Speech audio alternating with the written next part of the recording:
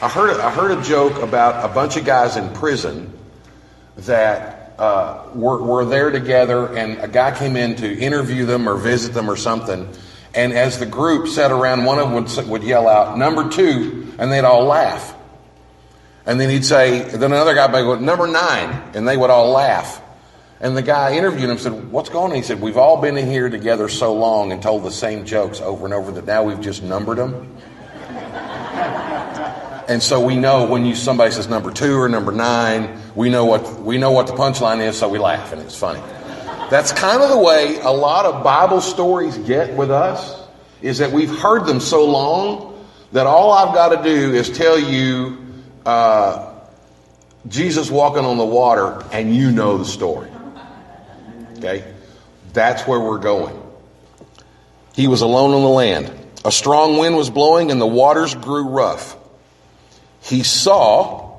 Jesus saw, in other words, he perceived or he understood or he knew the disciples were straining at the oars because the wind was against them.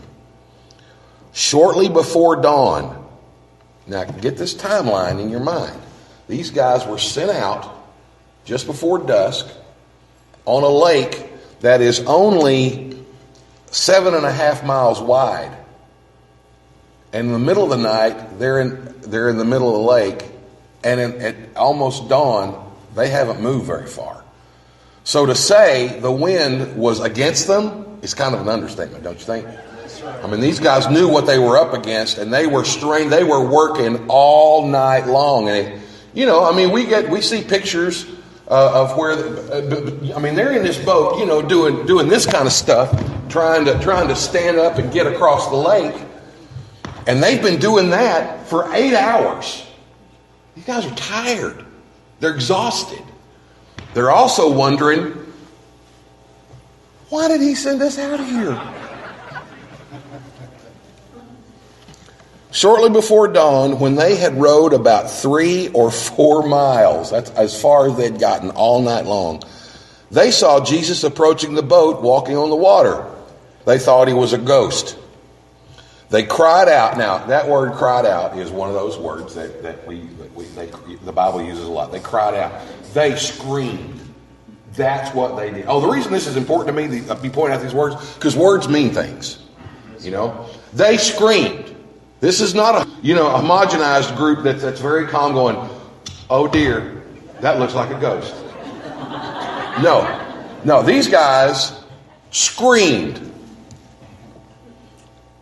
Well, what could they have been screaming? Well, they all saw him and were terrified. Now, this is what happens physically. And it's a bunch of guys. So, ladies, you know where I'm going with this. Their adrenaline kicked in. I mean, it was their energy level was already. Their excitement level was up. Their energy level was down. So they had very little mental defenses against what they were thinking and feeling. So, and these fishermen are out there trying to figure out what to do. All this working in concert amplified their emotions. Terrified, that word terrified means their fight or flight syndrome kicked in. Now remember, they're in the middle of the lake, in a boat, rocking back and forth. They can't fly. There's no place for them to go. So so the other option is to fight. That adrenaline has kicked in. Now, their personalities. We know he had some personality issues. He is emotionally unstable at this point. And he is given to fits of temper and has absolutely no impulse control. And his mind is just going crazy. James and John, the sons of thunder. They were men's men. We will fix this problem. We're going to take care of this. Now, this is what I imagine. And it's just totally imagination. But based on their personalities, they see something walking across the lake, and they scream, It's a ghost. And Peter's just kind of going, oh man, what is that? I'm going out there. I'm going out there. Now, James and John in the boat, and they grab an oar, and they start swinging to get rid of the ghost. And what else do you do with a ghost? You're swinging that stuff around. And Jesus says, guys, it's me. Don't be afraid. Then Peter got down out of the boat, walked on the water, and came toward Jesus. But when he saw the wind strong, he was afraid, and beginning to sink, cried out, Lord, save me. And this was something that I always wondered about that. It was he beginning to sink. Has anybody began to sink? You're either floating or you're sinking. There is no beginning. Once you begin, you've done it. The word sink actually can also be translated drown, which actually makes more sense. Peter goes into the water. Jesus reaches down, pulls him up, and they get back in the boat. What I imagine is Jesus pulling Peter up out of that water and putting his arm around him to comfort him and saying to him, why did you give up believing? The tense that's written in indicates that Peter decided he couldn't do it. He looked around like the water being rough made a difference. I could walk on calm water, but not this rough stuff. And Jesus said, why did you decide that you couldn't do this anymore? So here's the principles. He doesn't calm storms and walk across water and break the laws of physics all the time, but he can. And just because he can do something now doesn't mean he will do it now. But just because he doesn't do it now doesn't mean he won't ever do it. Here's something really interesting.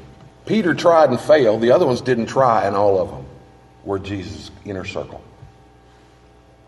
As long as Peter kept his eyes on Jesus, he was able to walk on that water. Now that shows the importance of focus. Our focus determines our inner life, our thoughts, and our motivations.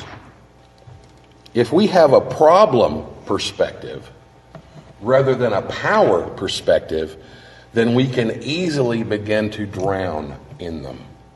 If we focus on our problems, and trust me, I know whereof I speak, because that's my nature, is to look at problems. And this is not magic. This is not a magic thing that Peter jumped out and Jesus, if you'll allow me, went, oogly boogly, you can walk on water. It wasn't that kind of deal at all. It wasn't Jesus, it was Jesus rewarding Peter's faith. And Peter began to doubt because he took his focus. It wasn't a magic incantation or a magic formula that Peter had to keep looking in Jesus' eyes so he could walk on that water. It was the fact that he believed Jesus could make him do it, could let him do it. And when he took his focus and he began to think about other things, that's when he sank and began to drown. Familiarity does not always indicate comprehension. Just because we know it doesn't mean we get it. Wanting to do something because it's the right thing to do is not the same thing as wanting to do something because it brings glory to God. Wanting to do something for God means wanting to do it even if it upsets our life, which it certainly can at times, and even if we're not successful, which we may not be. We struggle almost with the same things every day, but we can prepare ahead of time. It's like being on a diet. You're on a diet trying to eat healthy, but you've got a party that you've got to go to, and it's at Golden Corral. Now you know that there's going to be temptation at Golden Corral. A lot. And you know that you have the propensity to overeat and destroy your healthy eating plan. So you've got to prepare ahead of time. And see, we need to do, you know what you generally struggle with during the day. Don't you? I mean, it's pretty much the same thing over and over. There's not much new that happens in our life that we go, oh, well, I didn't know I was going to be tempted by that. Yeah, we know. I didn't know I was going to react that way. You think Peter ever forgot that night? He wrote in his letter that we are to cast all our anxiety on him because he cares for us. You think he was thinking about Jesus with his arm around him going, why did you change your mind? Why did you start doubting that you could do this? You were doing it. See, I don't see it as a reproof or a reprimand. I see it as a friend going, you were fine. Keep trusting in me. You'll continue to be fine. Now, this is important because Jesus told these same guys in John 16:33, in this world you will have tribulation, which also can be translated as chaos, turmoil, and fear. And it could take our focus off of Jesus. Now, it can also refocus us on Jesus because, unfortunately, we don't typically look to him until things get bad. When we succeed, we tend to celebrate. When we crash, we tend to contemplate. And here's the bottom line. When we are focused on Jesus, God can still get glory and honor and take our actions, even if they may not be the best actions. He can take them and use them for his glory and honor.